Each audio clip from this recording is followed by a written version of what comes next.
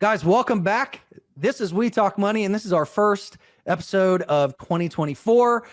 We've got a packed show for you guys today. We've got a lot of questions that you guys submitted through the community and through Twitter. And we've got some predictions to look at. We've got some Fed to crush. And the first question was, where have you guys been? And usually we take the last couple of weeks of the year off, but we are back in the saddle and ready to help you grow your dough in 2024. How you guys doing? Fantastic. Good. Happy New Year, everybody. Happy New Year. Recharged and ready to crush 2024. That's right, man. Well, we've got the market that's crashing. And Trav, I know you did a video on your YouTube where you went through a lot of predictions for this year. And so we can cover some of those points, maybe do like a TLDR. And then for you guys that want to see the full video, you can watch it on Stock Geek TV YouTube channel. And we've also got a bunch of FUD that came out this morning, and we're trying to kind of navigate this, but the whole Bitcoin ETF, either approval or denial, there's just so much noise and so much emotion around it. You know, this, whatever Matrix on Target is, they wrote a article here saying they thought all of the ETF applications were going to get rejected. And then you've got, you know, as of just a couple hours ago, the SEC had meetings with the NYS and the CBOE to finalize comments.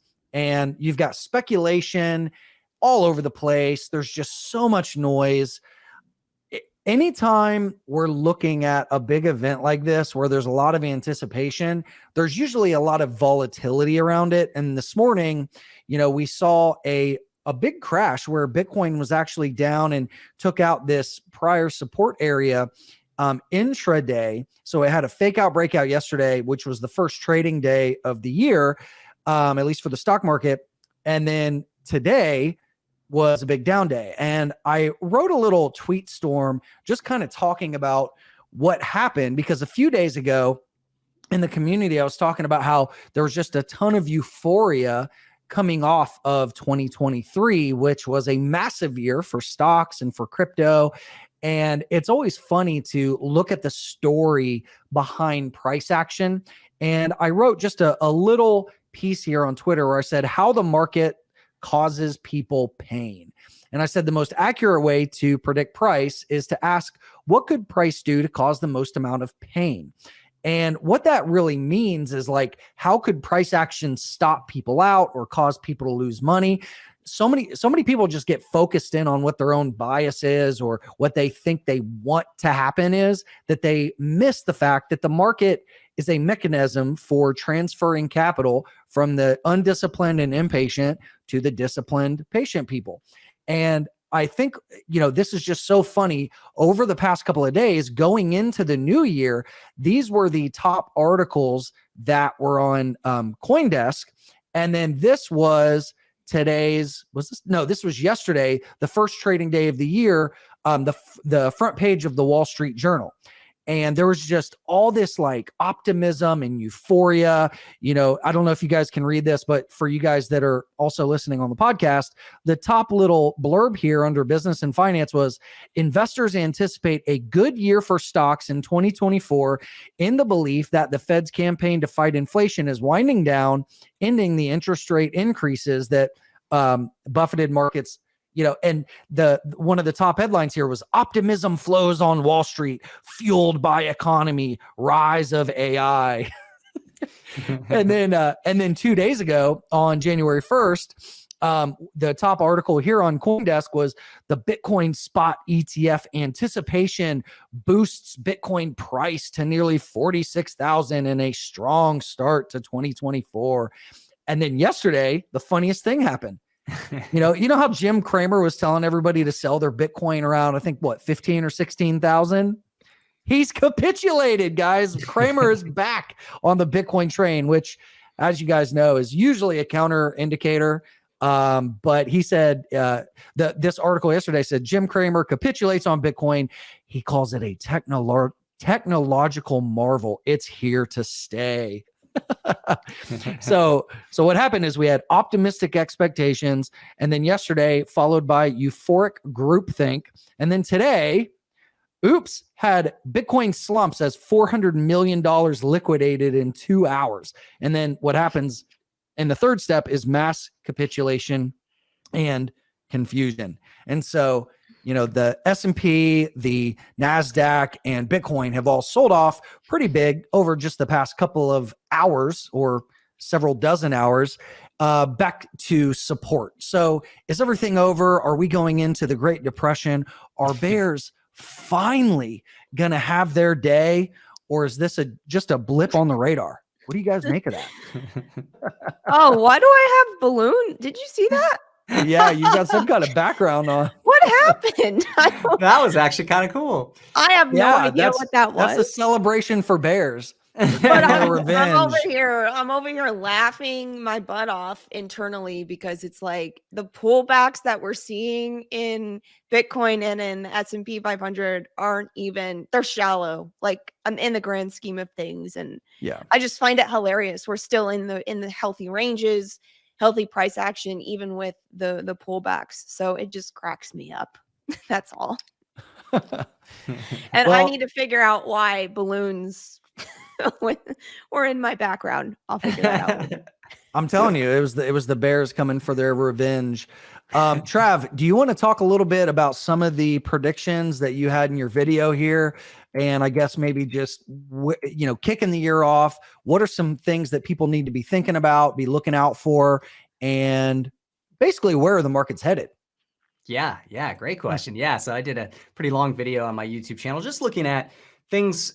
What are going to be the big investing themes in 2024? What are the things that Wall Street strategists and investors generally may not be thinking about enough right now? Because, as we saw in early 2023, we actually did a show about almost exactly a year ago, and we talked about some of the things going into 2023 that investors might need to rethink. And one of the things we talked about was maybe things are going to be more bullish than a lot of investors expect, because all the Wall Street strategists at the time, all the main, investment theses at the time seemed to be that we were going to be in a bear market through 2023, and that we wouldn't see an economic uptick or a market uptick until late 2023 or early 2024. That, of course, was wrong. Although we did see a pretty strong finish to 2023, the market as a whole held up very well. The economy actually grew in the back half of the year pretty robustly, at least in North America.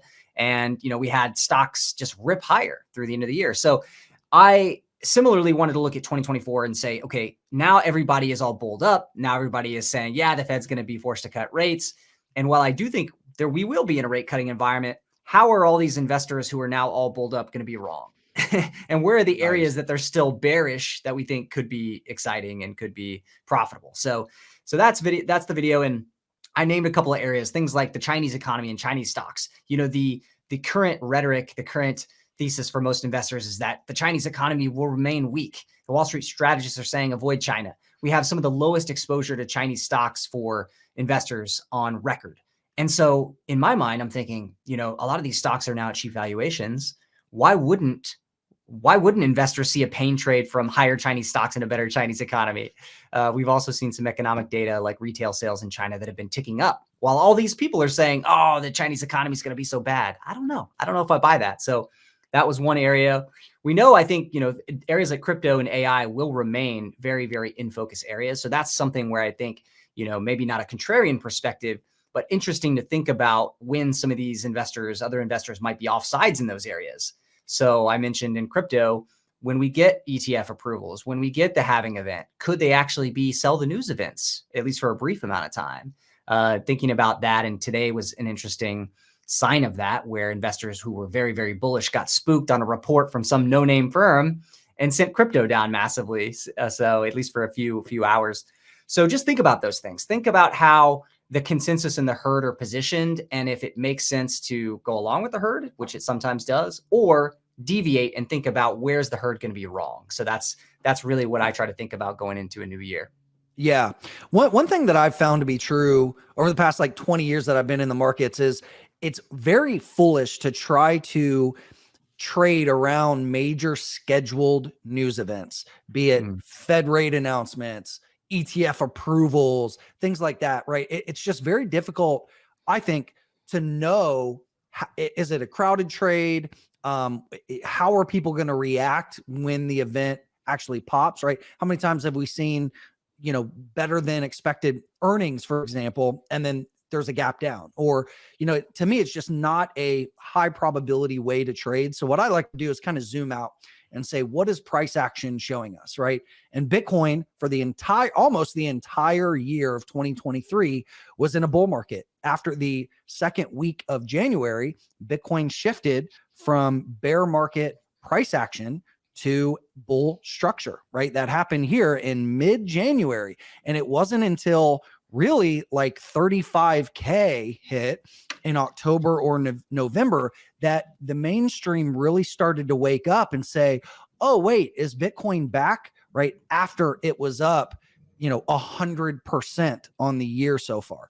And so now going into the end of the year, it's just interesting because there is a lot of like front running in anticipation of an ETF approval. And you can just tell by, again, the noise all over crypto Twitter and social media and even mainstream media that people are just speculating all over the place. And that's why I just think it's really dangerous to try to trade around all this noise and try to guess what's going to happen. I don't know. If anybody has any inside information about the SEC approval, feel free to post it out there. But I think it's very foolish to try to trade and guess how the market's going to react to that. What do you guys think? Is there ever a high probability way to trade ahead of stuff like this? Or does it usually make sense to wait? How do you guys tend to think about that? I mean, when we have, Fed announcement days, it almost never makes sense to, try to trade, especially in that first few minutes after the result comes out or the press conference comes out. So yeah, I like to see how things shake out, in the next 48, 72 hours. There's studies out there that show that, yeah, there can be a lot of, big moves on those Fed days, but actually trying to predict them is kind of a fool's errand, because the market will often react counter to the typical positioning. So yeah, I think it's really challenging, like to trade events like that where you don't have inside information and you've got a lot of market eyes and a lot of capital being pushed around because of those events. So we see it all the time. I mean, last year was a perfect example. In a lot of those Fed meetings, you had, initial gap downs in bond yields, and then 2 hours later, they'd be up 20 basis points. And so that could, really rip your face off if you're positioned too aggressively. I don't know where your edge would come from in those trades anyway, unless you're someone who's, on a big bank bond trading desk and, you can see the order flow coming in or something like that. Yeah. Yeah. Okay. So here's what I'll say though, because again, I'm not trying to predict if there's going to be an approval on the 10th or not, if it's going to get delayed, if there's going to be mass rejections. Here's what I think the price action is telling us. And this is what I like to do. I like to zoom out and start with the 30,000 foot overview and say, okay, what is the market telling us? What is price action telling us? And historically, we know that the market cycles in Bitcoin typically work like this. You get 3 green years followed by a big red year, 3 green years followed by a red year. Now, will that happen forever? And will it be completely predictable for the foreseeable future? I don't think so, right? As soon as something is like super clear in the markets, usually something changes because it becomes a crowded trade. But with that said, I mean, it is very interesting just to note how Bitcoin has been trading in these market cycles so well. And on one hand, I'm like, okay, this is a self-fulfilling prophecy. And the other hand, I'm like, it's a crowded trade. And I kind of like battle myself on that from time to time. But whenever I want to remove the subjectivity or the guessing, I just let price action be a guide. And what price action is telling us is that, again, we've been in a bull price structure since January of last year, and we are now at multi-year resistance, right? This 48K zone was a magnet during the last market cycle, meaning when we got above it, we pulled back to it. When we sold off below it, we pulled up to it. And you can see that very clearly here on the yearly chart, which again, we don't use the yearly chart to trade, but it is really interesting to notice like the major price levels, right? So from 21, 22, and then 23, this 48K zone has been major resistance. 30K was a big area for the past couple of years as well. So what I think is most likely, if or if they do or do not get approved, I really don't care. I think price action is still in bull market territory. And what I'm looking for is some consolidation in between 30 and 40, and then continuing higher to new all-time highs. That's what I think is the most likely scenario. Is if we are gifted with a deep pullback, I'll be there to buy it. If we get something where we wake up and say the ETFs get, rejected and there's a massive washout of like 30 or 35%, I'm going to be there to buy the dip. Or conversely, if we get a weak little pullback and then we get a breakout above like this 48K zone, I'll be there to buy that as well. So I'm bullish until proven otherwise. And if we're blessed with a washout, or if we get a breakout, I really don't care. And again, I'm not going to try to predict what happens with the ETF approval or denial. Will that be bullish over the long term? Yeah. Could it be a sell on the news thing, kind of like Trav mentioned? Probably. There's at least going to be volatility around it. And I don't try to predict. What I'll do is I'll wait for that event to happen, watch the volatility, and then reassess and say, what is price action telling me? And is there a high probability way that I could make money off of this? I think that this is a question I've been thinking about a lot, and I think people need to consider that are investing in Bitcoin right now. Kind of like you've mentioned, you don't care if there's an ETF approval or not, and there might be a lot of people trying to buy Bitcoin based off that alone. And I think that could end up being, a mistake. I think that if Bitcoin can go back to all-time highs without an ETF approval, it's been something, it's been very cyclical before these runs, these new all-time highs. And I don't think that it can't do it again, even without the ETF. So people investing, I think that the ETF approval shouldn't be their, case for necessarily investing. I think it's the decentralization, and we're going to have volatility, like you said, around this decision, because it will impact Bitcoin's price. But I don't necessarily think that the ETF is a do or die for Bitcoin to be successful in terms of price action and running back to an all-time high, in my opinion. But I think that that combined with just risk on, people going back risk on, has been helping Bitcoin have a tailwind in its price. Well said. It's kind of like a mix. It's a mix of everything going on with Bitcoin right now. It's the tailwind of risk on, the risk on environment. It's just Bitcoin in general, the decentralization after the bank failures and people losing trust, in the Fed, etc. And it's the potential tailwind of an ETF approval. So there's a lot kind of going on there. Yeah, an ETF would give sustained capital flow over time. For but sure. I don't think it would be this thing where it's like it's approved and then all of a sudden overnight it's at an all-time high. Like, I don't know. It could do it without it. It could do it without it, I think. Yeah. Yeah. Cool. Okay. So that is the Bitcoin ETF stuff. What do you guys think is going to happen with rates? Because this is something that I think the market is pricing in, in January, just going to stay steady. And then starting March, they're going to start cutting. In the spirit of being contrarian, do you guys think something's going to get in the way of this? Or do you think the market is actually pricing this correctly? What do you guys think? Yeah, I think the market may have gotten ahead of itself here. And it's funny because, back in like early October, mid-October, the opposite was happening. The market was freaking out. It had sent, 30-year rates to like 5+%, even 10-year rates were 5+%. Rick Santelli was on CNBC saying, the 10-year could go to like 11, 12, 13%, just stupid stuff like that. And we were like, no, calm down. We think the CPI numbers are actually going to cool here for the foreseeable future. And that's actually going to give the Fed some room to be more dovish. And of course, 2-3 months later, now everybody has swung from the paranoia about rates needing to be too high for long. And now they're saying, oh yeah, it's obvious inflation's dead and we're going to see rate cuts, all of next year. So with the market basically saying that we're going to get the rates from 5.5%, the federal funds rate from 5.5% all the way down to 3.5% by the end of next year, I think maybe we've swung too far the other direction. Like the Fed is probably going to be very measured. And even if inflation is at 2.5%, 3%, which I think is potentially pretty likely in the spring months, there is the potential for rates to stay relatively sticky and possibly even go up a little bit. We could see some categories like energy or other parts, other components of inflation. Services inflation actually ticked up recently.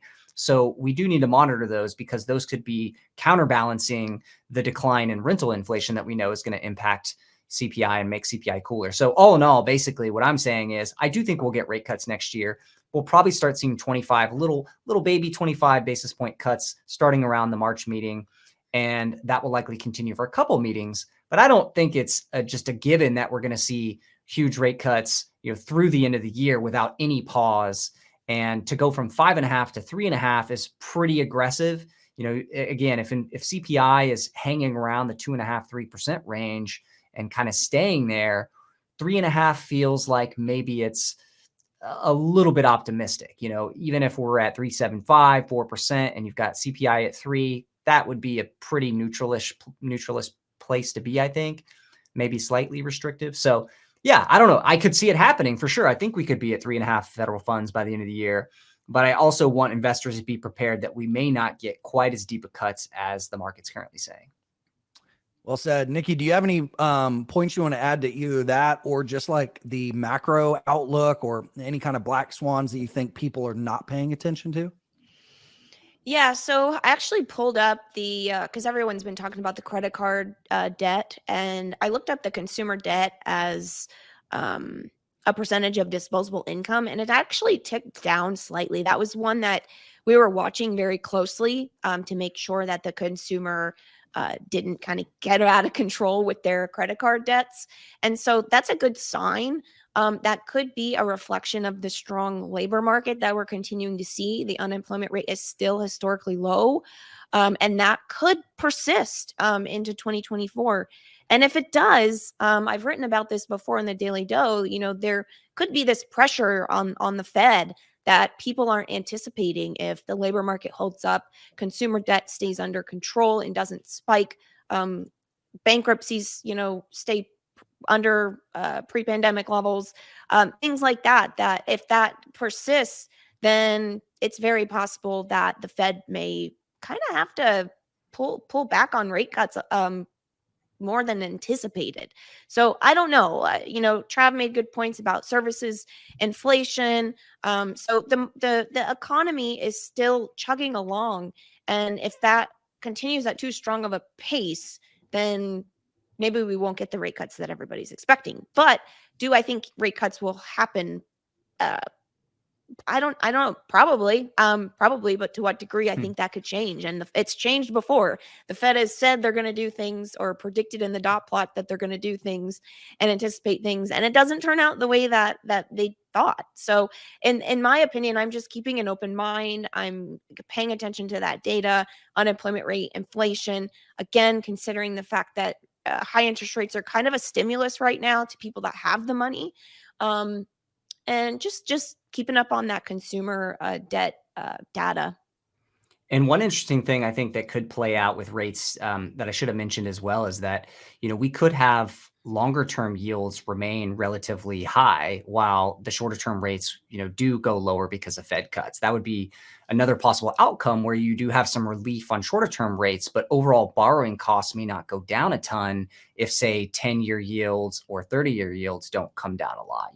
They may stay at 4+% while, we get the 2-year rates coming down to 3.5 perhaps, or 4, even 4. So that's something I think that is worth thinking about as well, and that would keep things relatively restrictive. And that would be something too where you don't get as much benefit for some of these stocks that have rallied a lot, like in the real estate sector, or some of these housing related stocks. Maybe it won't be as good as the market is telling us right now. So we'll see. Awesome. Let's talk about like different asset classes or sectors that we think will either drastically overperform or underperform. We got several questions around that, like people just trying to think about different narratives. And Trav, I know you covered, some of the ideas in your video here, obviously AI, crypto, biotech, cannabis, energy, small caps, India, Latin America, and China. I think we're in kind of a pause point right now because we're kind of on the cusp of either going into a stupid, over exuberant bull market again, or a trap. And what I mean by that is, like, if we look at total three, at least on the crypto side, you can see that, alts had a bull market last year, although it dramatically underperformed Bitcoin. And you can see that in the Bitcoin dominance, right? That means that even though altcoins went up, Bitcoin went up greater than the average crypto. Now, obviously, there's a handful that outperformed, but something like 80% of alts actually underperformed Bitcoin last year. So what I'm looking at is, okay, now that we've gotten above this kind of line in the sand that I've had for the Bitcoin crypto, not Bitcoin, the crypto market cap, the non-Bitcoin crypto market cap, 450 billion was kind of my line in the sand, where I thought if we got above that, we were going to go into like a real altcoin season. And you can see this morning, we actually pulled back and bounced off of that 450 billion area as support. So my thesis is still that if we stay above 450 billion, alts are going to go nuts. And if we get another breakout above 540 billion, things are really going to start to speed up relative to the prior trend. And I got a bunch of questions about my opinion on like different alts, like Solana versus Ethereum, and why hasn't Ethereum kept up, and which alts. Guys, I don't really get into that. I don't get into the tribal, like, hey, which layer 2 do you think is going to do better? Or in my mind, they're all in the same risk capital bucket. And I just look for trade setups based on the chart.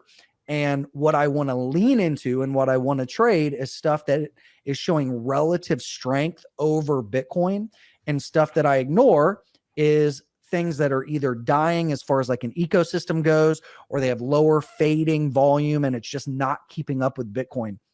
And so I've been trading Solana, I've been trading Ethereum, I've been trading a lot of the majors, and have been probing some of the smaller altcoins. But in general, like anytime I get a question about what do you think of this alt? Well, I think they're mostly all shit coins and they are tradable assets, but I don't try to predict which one's going to outperform. Right. So I hope that makes sense. I know there's a lot of like moon boys and stuff on YouTube that are like, these are the top 10 alts that are going to go crazy. Like, I just don't think that way. I look for trade setups. What about you guys? Any other sectors or asset classes or anything that you're looking at as maybe a top 1, 2, or 3 area of focus for the year? Yeah. So energy is one of those sectors that I think is interesting from a contrarian standpoint, because a lot of investors are still not very deeply weighted in energy. It's got the cheapest price to earnings ratio of any sector in the S&P 500. A lot of people look at what happened in 2023 with energy prices coming down, and they just don't really get excited about energy. But I think that could be wrong for a couple of reasons. One, obviously the valuation support. So if you're thinking about what could be the best performing sector in 2024, one thing that you would love to see is both earnings growth in the sector and then multiple expansion. And because energy has the lowest price to earnings multiple of any sector, you've got a lot of room for multiple expansion. So really then it becomes a question of, can energy prices hold up, and can energy companies, grow earnings? And I do think it's interesting because we have seen a lot more discipline on the supply side, and there are low inventories, and we have seen rig counts getting cut in North America. So I do think there is the potential for energy prices to surprise to the upside. And it also plays a nice role as a bit of a hedge in the portfolio against a reflation scenario. And so that's why I really like it, because if you get a big decline in the dollar, if you get upward pressure on commodities from, say, in a Chinese economy or a global economy that's improving faster than expected, then you can have, upward pressure on energy. So I like it as standalone based on cheap valuation and as a bit of a hedge against other parts of the portfolio. So that's definitely. So how would you express that? Like, so we're looking at like oil, nat gas, stuff like that. What would be a good way that an average investor could express that opinion? It's pretty easy to express it through, say, energy equities like an ETF such as XOP, or there's a few others, AMLP. Some of these are high dividend paying, and in the case of AMLP, for instance, not a bad vehicle necessarily. It comes with a little bit higher fees. I play it sometimes directly through some individual oil and gas stocks, like North American producers in particular, because of lower geopolitical risk there. So, I've got some mid caps, things like Ovintiv or Devitt Energy that I think have good, management teams. You could also express it via something like USO, which is not really a vehicle I like for long-term holding, but that is actually an ETF that invests in, say, crude futures, and it does have some issues, I think, longer term. But if you're looking for more of a shorter term play, that can be an interesting vehicle to play crude prices directly. There's also some on the natural gas side, but natural gas is so volatile. I think that one's a little bit tougher. But you could also play it technically through something like options on futures, and that's a little bit more advanced. But if you have access to something like that, you could literally make a bet on oil being above, say, $80 or $90 by the end of the year, and that could be a very profitable trade if you have the stomach for the risk and know how to put it on. But that's definitely more of an advanced strategy. But yeah, I would look, probably first at something like an ETF like XLE or XOP, which are pretty liquid, pretty large, pretty well diversified, and easy to own a bunch of energy equities there. Awesome.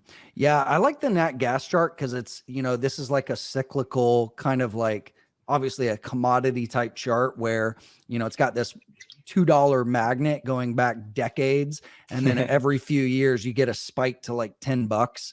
So, and we saw this starting to happen like during COVID as it was down at that support and then started to take off. And I don't know, I don't trade these things too often, but I know there's some range traders out there that really like this type of chart. Oh yeah, they do call natural gas the widow maker, though, because you've seen some hedge funds blow up trying to trade natural gas options or futures. But yeah, I mean, if it gets to 150, I'm probably buying some natural gas. Yeah, nice. All right, let's see, Nick. There was a question that came in that I think you've been looking at. There was some FUD around the IRS rules for crypto reporting about transactions over 10K. Have you looked into this much, and do you have an opinion on it? Yeah. So what they're talking about there is for a trade or business that gets a payment for a service or a product of $10,000 or more in cash. So basically, that's like you own a business and maybe it's a service business and someone pays you $12,000 cash, like they hand over cash to you of $12,000 for that service. Well, you as a business, you have to report that. There's FinCEN, which kind of controls reporting for things like offshore trusts and offshore bank accounts and things like that. And they just want to know what's going on for money laundering reasons. What I've seen, which I'm trying to confirm this, but there was legislation in the infrastructure bill that was passed, I believe, in 2021 or around that area, where that's going to include cash and digital assets or digital currencies like Bitcoin. So if you are a business owner and you have somebody pay you $10,000, over $10,000 in crypto for the service or product, you would have to report that via Form 8300, which is an IRS form. Now, mind you, the IRS publication that governs all of this hasn't even put in their publication anything about digital assets. It's only cash or like money orders, things like that. But I need to confirm if that's eventually going to change, if that actual bill was put into that verbiage was put into actual law officially. I believe it was, but it's something that I definitely want to look into. But it's not going to affect everyday people transacting in cryptocurrency, just trades or businesses. Cool. Got another question for you. John was asking, is it a good time to start loading up on REITs? If we think the Fed will start lowering interest rates, does investing in REITs make more sense today than going into debt to buy a property, especially considering how much money you need to buy a house? So yeah, this is a good question that I think a lot of people are thinking about from not just an investment standpoint, but also the consumer. Like, all right, rates are coming down. Does that mean housing is going to stay competitive and prices are going to keep climbing? And if as a user, does that mean it's a good time to buy a house? As an investor, does that mean it's a good time to buy home builder stocks, ETFs, REITs, things like that? And wanted to pull this up. I actually wrote about this in the Daily Doe about home prices where, they have over the past year flattened and came down a little bit. And that looks kind of similar to like the 05, 06, 07 timeframe, but before the GFC. Not saying that something like that has to happen, but yeah, do you guys have any predictions or opinions on the housing market if rates do start to come down? And do you think prices are going to come down significantly from the highs last year? Or is this going to be a thing where, since there's still lower supply, prices just keep trucking higher? I have opinions on that. I do think that it's an interesting question, that I do think there could be, because of that low inventory, if rates do lower, and more people are more confident in buying and selling, that could bring back a somewhat competitive real estate market. Um, but, as more people sell and that inventory kind of comes back online, that can also kind of help form this equilibrium too. So I think that it's tough to say for sure, but I do foresee the potential for home values to hold up because of that, because of demand coming back online and the ability for people to actually put in bids and purchase. That could help housing values hold up. Trav, do you have any opinions on that, or opinions on REITs in general right now? Yeah, I think this is a really interesting moment because there's a lot of uncertainty. We've had a big rally in REITs and home builders just since the end of October. I think the REIT ETFs and the home builder ETFs are up like 30% just since the end of October. So basically call it 2 months. And so you're buying into a narrative that's, kind of already been priced in somewhat. Now, can you eke out more returns if we do get all the cuts, or maybe even more cuts that the market's pricing in this year in interest rates? Yeah, maybe. But I just don't know about the risk reward here at this point as much. Now, I think one thing I said earlier is that longer term yields may matter more here. What happens to the 10-year? And if the Fed cuts, but the 10-year doesn't go any lower, you could still have mortgage rates sitting at like 6%. So maybe even a little bit higher. And so what does the market look like at that point? We go from 8% mortgage rates where existing home sales were basically falling off a cliff to 6% or 6.5% mortgage rates. Does it ignite a boom in the housing market? I'd be shocked if it did. Does it help to stabilize and sort of like, flatline prices for a while? Probably. But does that mean, you should go out and buy REITs and home builders after they're already up 30%? I don't know. It doesn't really get me excited. Mm-hmm. So I think a lot of that thesis behind that trade has kind of been front run in just the last 2 months. So you got to be a little bit careful here. There are ways that this thing can go wrong. We don't really have any data suggesting yet that existing home sales have fully bottomed and are now rapidly rising again. So just want to say that I think there are some pockets of value still where there could be more upside ahead. But I don't know that it's necessarily the best time to buy it after the recent rip. Maybe we wait for a little bit of a pullback, whether it's a market pullback or just a pullback in some of those sectors. And then I think I would start to dive in a little deeper. Yeah, That's well a said. great I point. think that the risk to reward point is really important, right? Like, even if rates do come down and housing prices stay up, it's like, are, builders or are, builder ETFs a value, or is it just a crowded trade at this point? Because like you said, I think a lot of people are front running that and anticipating those rates coming down. So it might already be a little bit too late. Nick, question for you, a follow-up. Stoncrates, like Socrates, Stoncrates was asking, does it make sense to borrow against or sell part of your 401k to put a down payment on a home? A little financial planning question there. Well, borrowing against it could make sense if you have the ability to pay it back. But I bet pulling it out early and paying a penalty on it is definitely not ideal. If you have the opportunity to just save up, or if you have assets from somewhere else that will not cause you having to pay taxes and a penalty, that would be way better, like a taxable brokerage account. That might be a better place to pull money from, or even borrow against, depending on the assets you hold. But the 401k has so many benefits. It's asset protection. And there are risks to borrowing against it. If you end up leaving your job, you could end up owing that loan back right away. If you leave or lose your job.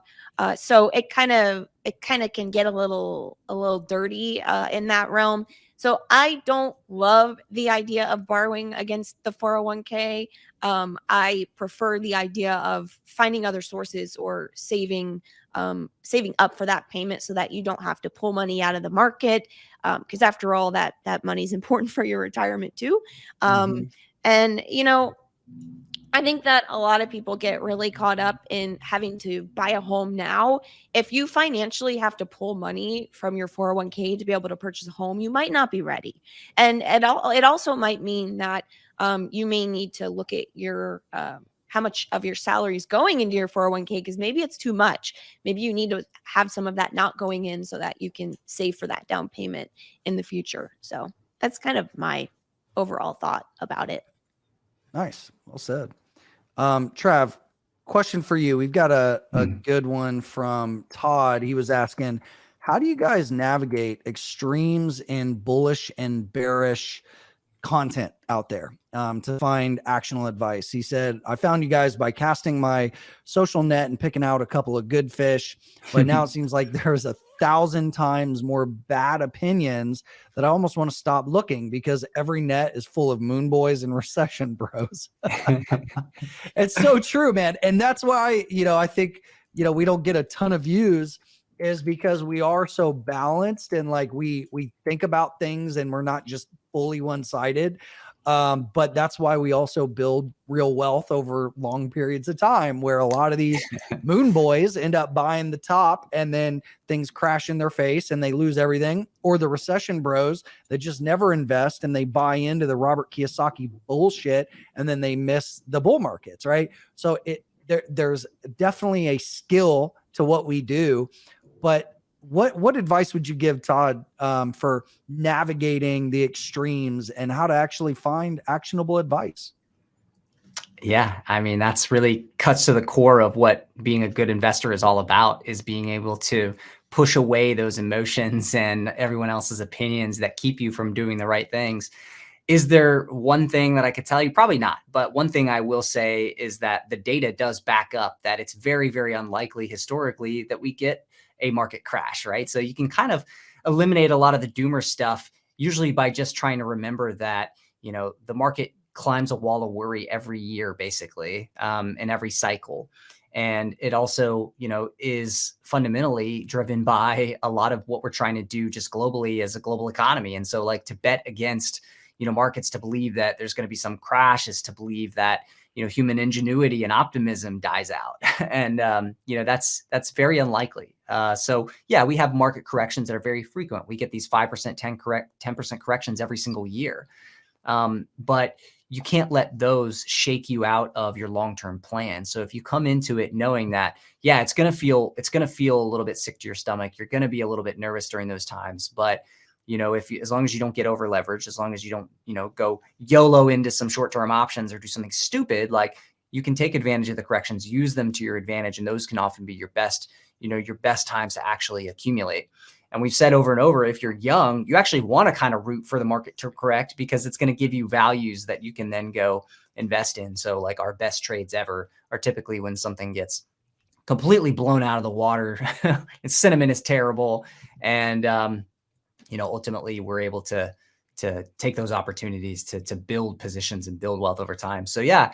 And I also think the same is true. Like when you see, like we saw at the end of December or even in mid-December, we get that flip to extreme greed sentiment in the market and everybody's posting their returns and saying how much of a genius they are. It's probably time to start lightening up on some of the riskiest stuff in the portfolio and just use the extremes to the advantage. When everyone's saying doomsday, think about where you might want to actually put some chips. And then when everyone's saying it's all good, we're going into the next roaring 20s, maybe you think about, perhaps I should dial back risk a little bit, so just try to, if you can, use the extremes to your advantage and remember that in markets over time, you're almost never going to see the extremes be realized, Yeah, well said. I mean, it's all about just for me, like having a plan no matter what the markets do, right? And listening to the extremes, like listening to those views, the moon boy views, the depression bro views,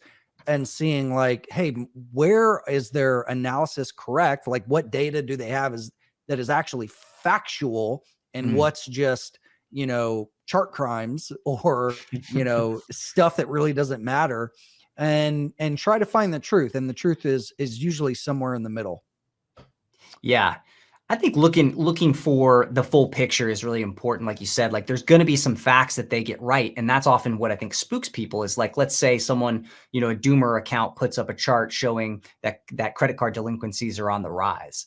And you might get freaked out. But then as Nikki said earlier, she went and looked at total debt as a percentage of consumer disposable income, and it didn't look that scary, right? So there's a narrative that can be spun with one individual piece of data. But if you see something that sparks concern or curiosity, go follow up and try to figure out, you know, other pieces of data around that to get the bigger picture. And that, you know, that's what we're also here to help with here on We Talk Money and in the community. And that's what we try to do, to try to get a more holistic picture, because you can almost always cherry pick, you know, whether you're a doomer or a gloomer, you can almost always cherry pick some piece of data to back up your narrative. But usually the reality lies somewhere in the middle. Yeah, I mean, another example of that, I think, is the whole Airbnb thing, where there was absolutely people that got overexposed on buying Airbnbs and leveraged up. And then there was, you know, kind of a mini crash in that little space for people that did that. But there, you know, there were several people on Twitter that went hyper viral saying that this was going to cause a complete implosion of the real estate market. And looking back look at that in hindsight, obviously that didn't play out the way those people said, but I think that's just a good example of when you can look at people that are so one-sided and trying to really, maybe for clout, maybe for views or whatever, say that they've found the secret thing that's going to implode the markets or make markets 100x, right? And more times than not, those biases are complete bullshit. Yeah, they get the clicks, but you know, it's ultimately not what matters for us as investors. Yeah, we're still waiting for those cheap housing prices. So if anybody finds them, let me know, because they haven't come yet. I know. One thing I've been thinking about is the effect of demographics, because in the US, demographics are not really in favor of the housing market, you know, over the next decade. But at the same time, the supply demand dynamics are, you know, we've underbuilt supply. So it's sort of going to be a push pull between those two factors on a longer term basis. I don't exactly know how that plays out, but I don't think demographics are super favorable for real estate. Actually, Trev, I just listened to a podcast that was talking about this, and the percentage of homes that are owned outright by people 65 or older has gone up significantly. And there's this aging in place phenomenon where people want to age in their homes, and that's going to cause even more, you know, stickiness with people not wanting to sell their homes and kind of just staying where they are. So the baby boomers are actually kind of causing a little bit of an issue here with the supply, because they don't want to move, they don't want to sell, they're going to stay where they're at for the rest of their lives. So that was an interesting statistic that kind of ties in with what we were talking about earlier. Yeah. Well, eventually they're going to have to sell, or eventually, down but through it their could be estate plan. could be another 30 years before they, you know, 20, 30 years, and their kids will probably inherit. And then maybe the millennials that couldn't afford homes now are just they're going to get a home and keep it. Hey, there we go. Know. There's the optimistic view, and everyone says millennials are all poor. Yeah, I mean, there's a huge wealth transfer that's going to be happening. It's going to be very interesting, but not for everybody, of course. I have a prediction of a trend that I think will continue to accelerate this year and over the next couple of years. I saw an article yesterday. I didn't get the link, so I can't pull it up now, but it was talking about how Canadians are the people that are like leaving Canada and going overseas to either Costa Rica or Asia or somewhere that's like way cheaper, especially millennial and Gen Zs, that is accelerating at a higher and higher pace.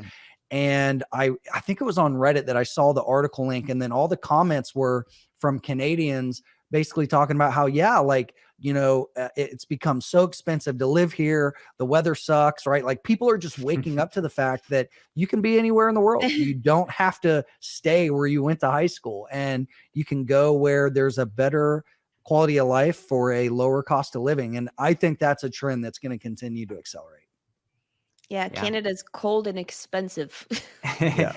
It's interesting though. Canada has one of the highest rates of net immigration right now. And so they're still seeing pretty robust population growth because they're having a pretty huge influx of immigrants, especially skilled immigrants, because the US has been, pushing a lot of our skilled immigrants away. So yeah, it's interesting. They're kind of being more than replaced by all the newcomers. But I don't know how the newcomers are affording things, but I guess they're packing a lot of people in smaller spaces.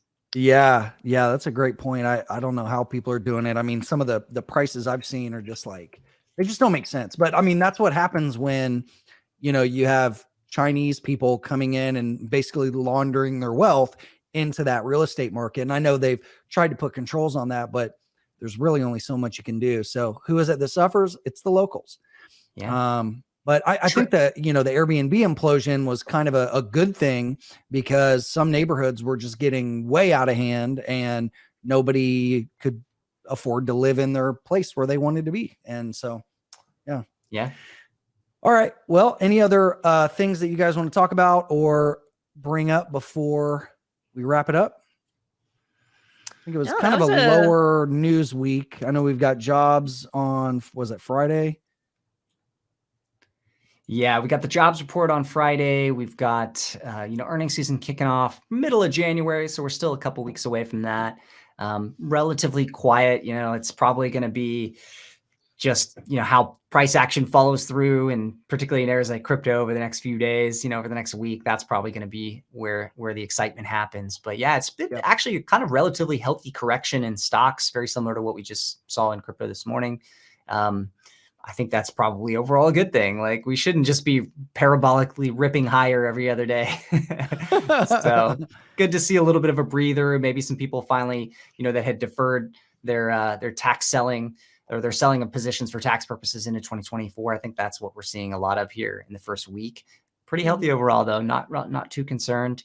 Just interested to see how the crypto stuff plays out. And then, of course, as we roll into earnings season, and I think it's going to be a fun couple of months. I think we could see, quite a bit of interesting positive market action for a few months. And then the question becomes, do elections and all this uncertainty around that start to affect the markets? We've got more than like 65% of the global population is voting in elections this year. And that's going to be a lot of uncertainty, particularly in the US as we approach that later in the year. So yeah, we didn't even talk about that as a potential black swan. I guess it's, not a surprise swan, but it's definitely something to keep on the radar as far as risks go. Yeah. Nick, there was one tweet that you had that I wanted to bring up that I thought was really solid. You said personal finance accounts love to tout the VT ETF as the best one to invest in. And you said they usually say, like, buy one ETF and be done. But you said that doing that could cost you some returns. What do you want to highlight here?